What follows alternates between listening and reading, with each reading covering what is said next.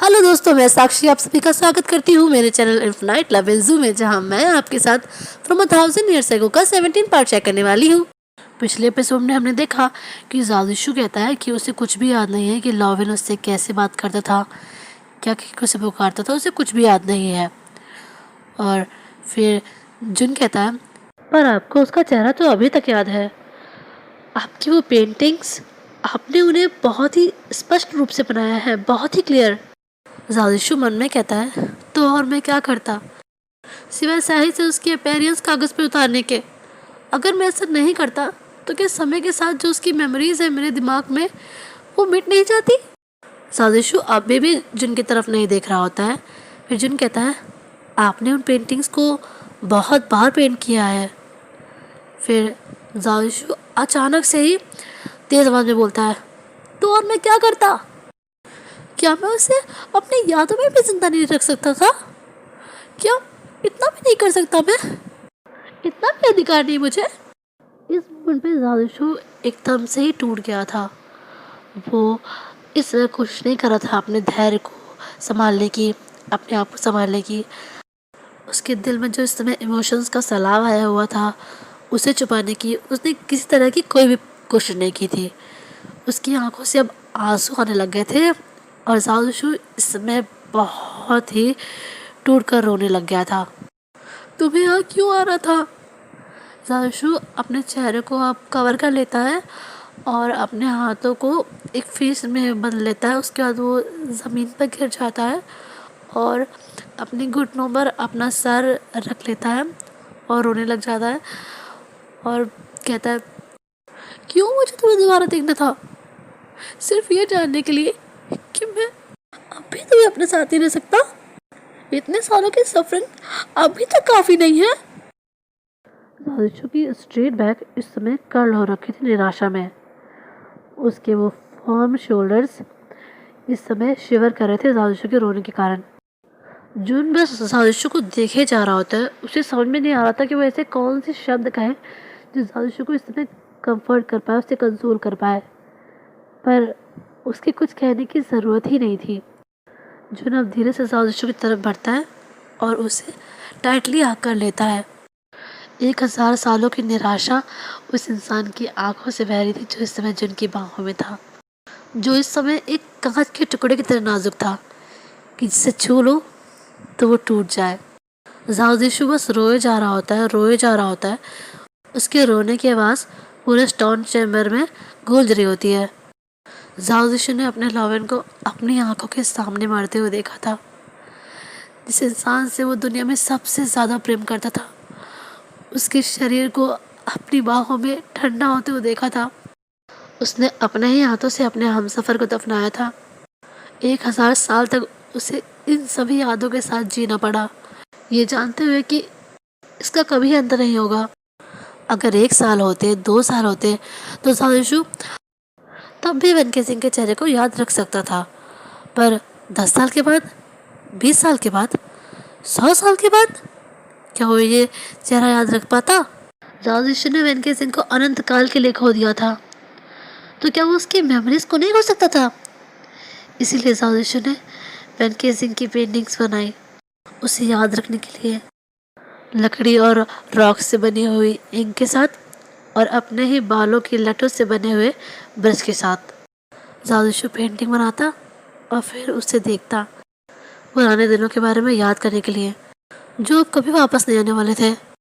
जब उसे लगता कि वो वेनके सिंह को भूलने लग जाएगा दोबारा से, वो एक दूसरी पेंटिंग बना लेता। ऐसे कर करके उसने मिलियंस में पेंटिंग्स बना ली थी।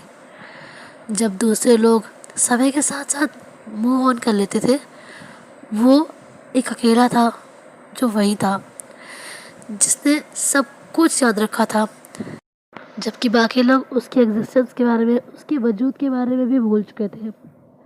उसने सब कुछ याद रखा था। वो हर रोज़ उस प्लेटफॉर्म पर बैठता और ये उम्मीद करता कि जब वो अपनी आंखें खोलेगा उसका लॉविन उसकी आंखों के सामने होगा, उसे बताने के लिए कि ये सब तो बस एक बुरा सपना था, ये बताने के लिए कि वो अभी भी साथ रह सकते हैं। साथ रह सकते हैं जब तक वो दोनों ही बूढ़े ना हो जाए, उनके रिंकल्स ना आ जाए, उनके सफ़ेद बाल ना हो जाए। पर वो पर्सन वहाँ कभी नहीं होता था। साजिशों को याद आता था कि वो इंसान सच में उसे छोड़ के जा चुका है। उस दिन तक जब एक इंसान उसकी दहलीज पर आया था शेल्टर के लिए पूछने के लिए, ताकि वो खुद को उस तूफान से बचा सके।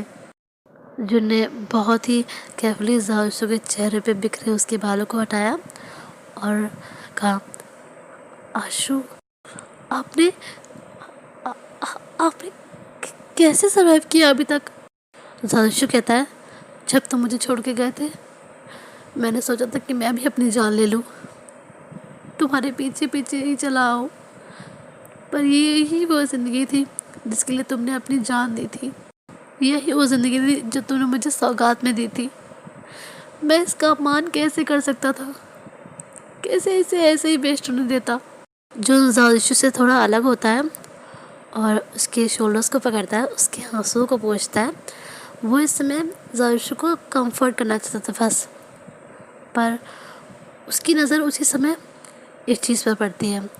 जाविशु के रेवन काले बालों के बीच में कुछ बाल सफ़ेद हो चुके थे। आशु, आशु, ये सब? जिनके मुंह से तो अभी कुछ शब्द ही निकल रहे थे, वो कुछ बोल ही नहीं पा रहा था और जाविशु भी उसकी बात का कोई जवाब नहीं दे रहा था। वो फिर जाविशु की आंखों में देखता है और सब कुछ समझ जाता है। जिन फिर कहता है, क्या ये सब इसलिए हुआ क्योंकि आपने पहाड़ छोड़ा था?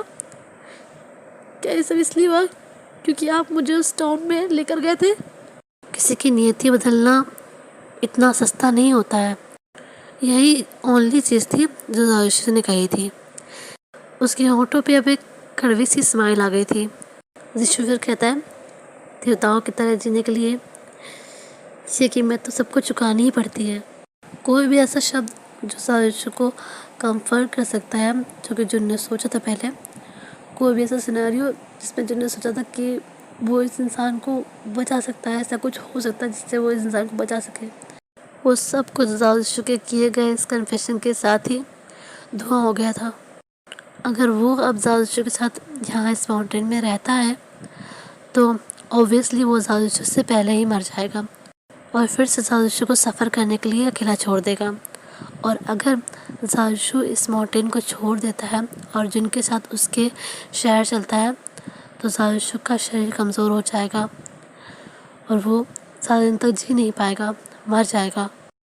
गोंगजुन अपनी सब सोचने समझने की शक्ति को एक किनारे करते हुए कहता है, तो आप मुझे भी अमर बना दीजिए। बताइए हमने पिछली बार सब कैसे किया था, क्या टेक्निक्स थी? मैं सब कुछ सीख लूँगा, अब बस मुझे बताइए, चाहे जितना भी कठिन हो मैं कर लूँगा। अब जाविशु अपना सर नामे हिलाता है और कहता है, नहीं, अब ऐसा नहीं हो सकता। तुम अब वैसे नहीं हो जैसे तुम पहले रहा करते थे। तुम्हारे पास अब वो स्पिरिचुअल पावर नहीं है, तुम एक नॉर्मल इंसान हो। तब जो इतना ही कह पाता है, वो फिर सोचता है वो क्या कहने वाला था अभी। वो जो सोच रहा था वो बस एक डेस्परेट अटेम्प्ट के अलावा कुछ नहीं था, पर एक यही चीज़ थी जो अभी जिनके दिमाग में आ रही थी, जो कि उसे अभी ठीक लग रही थी।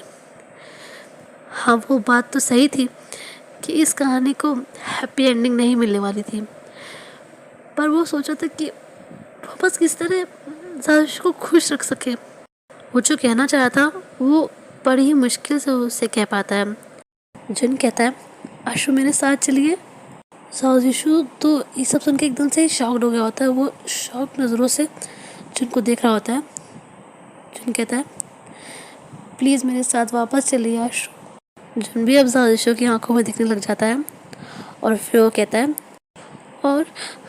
और इस माउंटेन पे अकेले मत रहिए, प्लीज़ मेरे साथ चलिए। जिशु कहता है, पर मैं जिन कहता है, अगर आप इस माउंटेन को छोड़ देते हैं तो आप बहुत जल्दी मर जाएंगे।